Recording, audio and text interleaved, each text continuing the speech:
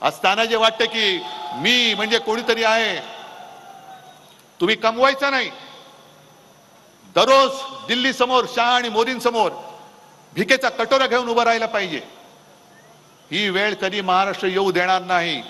मिंदे म्हणजे महाराष्ट्र नाही, मिंदे म्हणजे महाराष्ट्र नाही, आणि नाही ते गुलाब जॅकेटवाले म्हणजे महाराष्ट्र आहेत. महाराष्ट्र म्हणजे महाराष्ट्राची जनता ही माझ्या समोर बसलेली आहे. आणि त्यांचे जे कार्यक्रम चाललेत,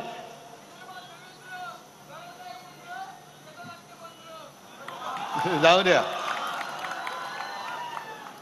आज त्यांची जी सगळी मस्ती चाललेली आहे, एक एक योजनांचा पाऊस पाडताय. लाडकी बहीण द्या ना, पैसे तुमच्या खिशातले नाही देत, माझ्या जनतेच्या खिशातले पैसे तुम्ही माझ्या बहिणीला देतायत. मी सुद्धा शेतकऱ्यांची कर्जमुक्ती केली ना, पोचली की नाही तुमच्यापर्यंत?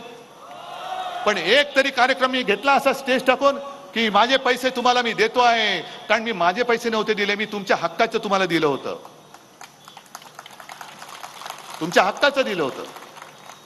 हे सगळे दोन्ही मंत्री माझे सहकारी बसलेत, एक सुद्धा कार्यक्रम आम्ही केला नव्हता. कर्जमुक्ती मिळावे, कर्जमुक्ती मिळावे, सगळ्यांना गाड्या भरभरून आणतायत, पैसे देऊन आणतायत, जेवण देऊन आणतायत. अरे आज तर आमच्याकडे काहीच नाहीये. तरी बरं, सुनील केदार तुमच्याकडे पक्ष आहे, तुमची निशाणी आहे. मी आणि अनिल देशमुख बसले, आमचा पक्ष पण चोरलाय, आमची निशाणी पण चोरलेली आहे. माझ्याकडे तर देण्यासारखं काही नाहीये.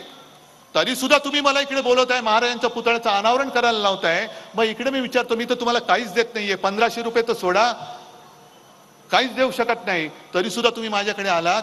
एकाने तरी पैसे घेऊन इकडे एक तरी माणूस भडकवलाय? कोणतरी नाश्ता पाण्यावरती आलाय? कोणाला तरी आपण पाकिटातनं पैसे दिलेत? मग तरी सुद्धा ही जनता काय ते उद्धव ठाकरेला संपवणार आहे. हा विचार करायचा की उद्धव ठाकरे म्हणजे नुसता माणूस नाही, तर उद्धव ठाकरे म्हणजे शिवसेना प्रमुखांचा पुत्र आहे. आणि मला माझ्या महाराष्ट्राबद्दल अमित शहाजी तुमच्यापेक्षा जास्त प्रेम आहे. आणि मी तुम्हाला वचन देतोय, हे सरकार उलथवून टाकायचं म्हणजे टाकायचंच, कोणत्याही परिस्थितीमध्ये सरकार उलथवून टाकायचं.